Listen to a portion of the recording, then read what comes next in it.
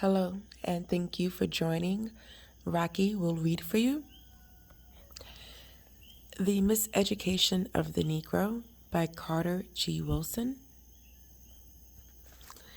If the reading is too slow or too fast, you can always change the playback speed, typically found in the upper right-hand corner of the drop-down menu. I'm going to be reading the entire text. Foreword.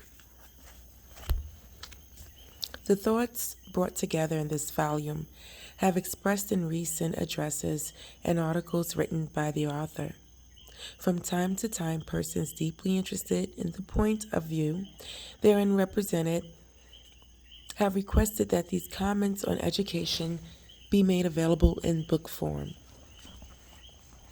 To supply this demand, this volume is given to the public.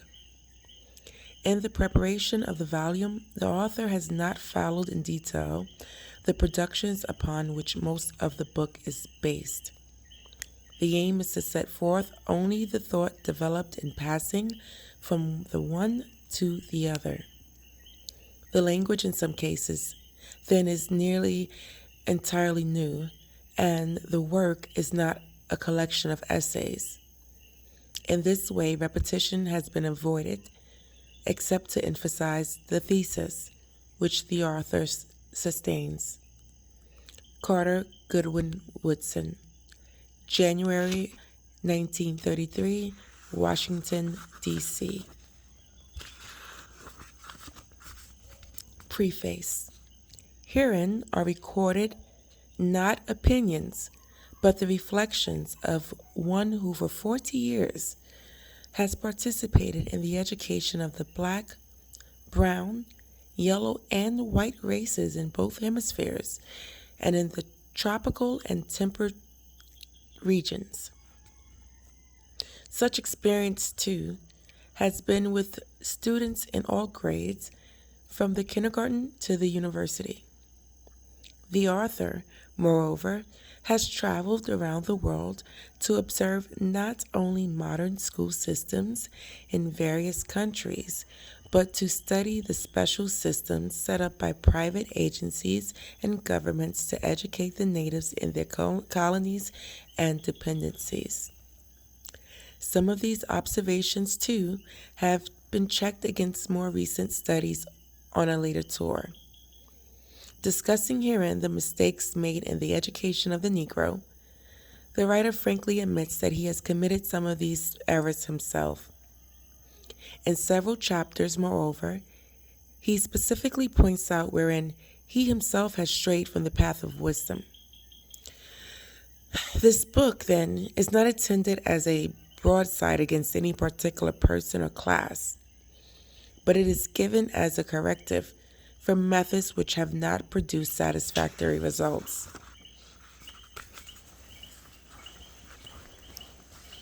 The author does not support the once popular view that in matters of education, Negroes are rightfully subjected to the will of others on the presumption that these poor people are not large taxpayers and must be content with charitable contributions to their uplift.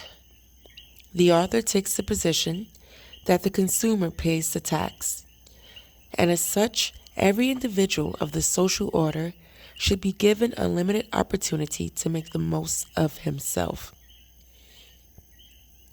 Such opportunity, too, should not be determined from without by forces set to direct the prescribed element in a way to redound solely to the good of others, but should be determined by the makeup of the Negro and by what his environment requires of him. This new program of uplift, the author contends, should not be decided upon by the trial and error method in the application of devices used in dealing with others in a different situation and at another epoch. Only by careful study of the Negro himself and the life which he is forced to lead can we arrive at the proper literature in this crisis. The mere imparting of information is not education.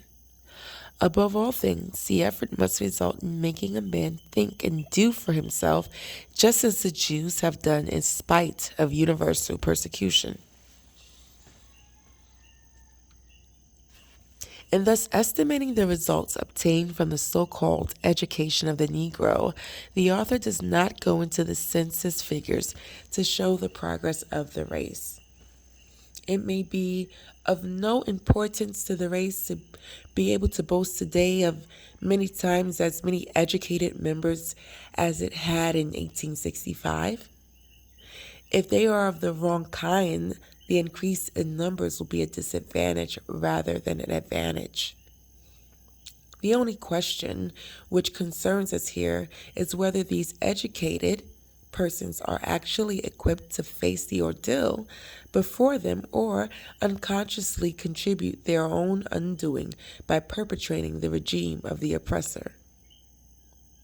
Herein, however, lies no argument for the often heard contention that education for the white man should mean one thing and for the Negro a different thing. The element of race does not enter here. It is merely a matter of exercising common sense in approaching people through their environment in order to deal with conditions as they are rather than as you would like to see them or imagine that they are. There may be a difference in mood of attack. There may be a difference in method of attack, but the principle remains the same. Highly educated Negroes denounce persons who advocate for the Negro in sort of an education different in some respects from that now given the white man. Negroes who have been so long inconvenienced and denied opportunities for development are naturally afraid of anything that sounds like discrimination. They are anxious to have everything the white man has, even if it's harmful.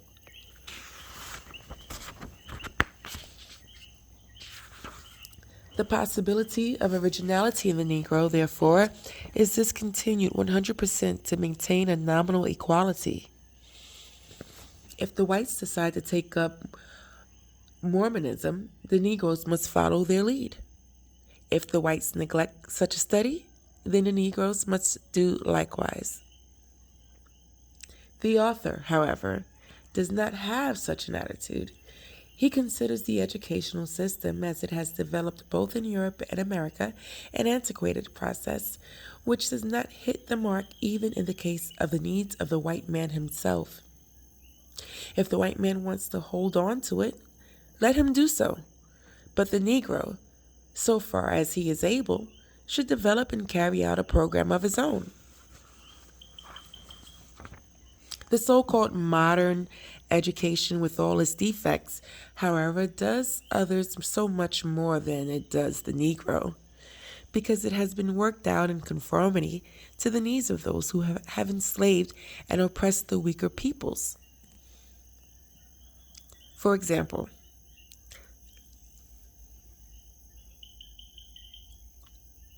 the philosophy and ethics resulting from our educational system have justified slavery, peonage, segregation, and lynching.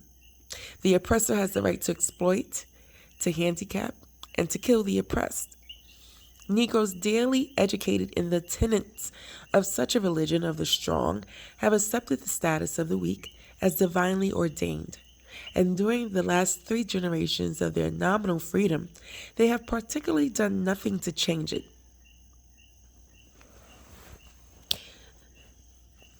Their pouting and resolutions indulged in by a few of the race have been of little avail. No systematic effort toward change has been possible, for taught the same economics, history, philosophy, literature, and religion which have established the present code of morals. The Negro's mind has been brought under the control of his oppressor. The problem of holding the Negro down, therefore, is easily solved. When you control a man's thinking, you do not have to worry about his actions. You do not have to tell him not to stand here or go yonder. He will find his proper place and will stay in it. You do not need to send him to the back door. He will go without being told. In fact, if there is no back door, he will cut one for his special benefit. His education makes it necessary.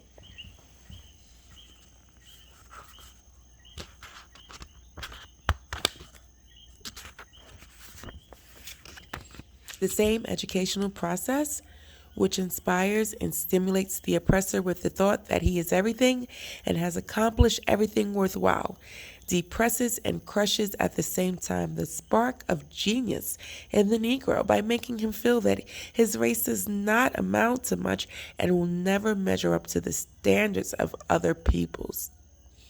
The Negro, thus educated, is a hopeless liability of the race. The difficulty is that the educated Negro is compelled to live and more among his own people.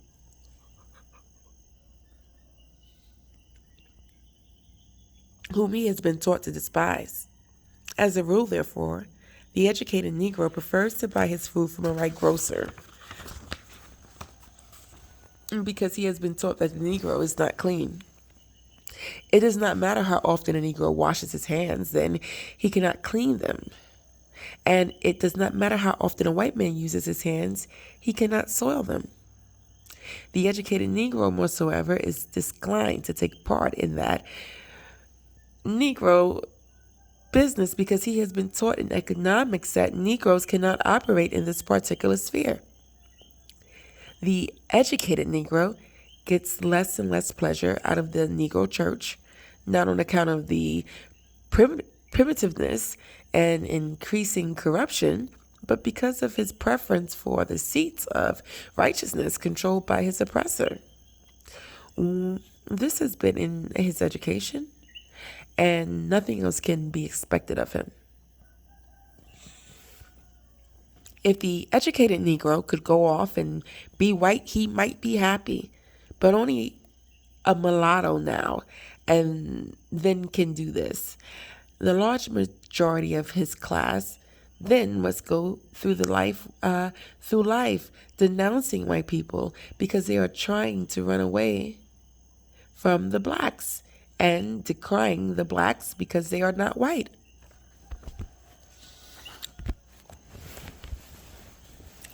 Well, thank you.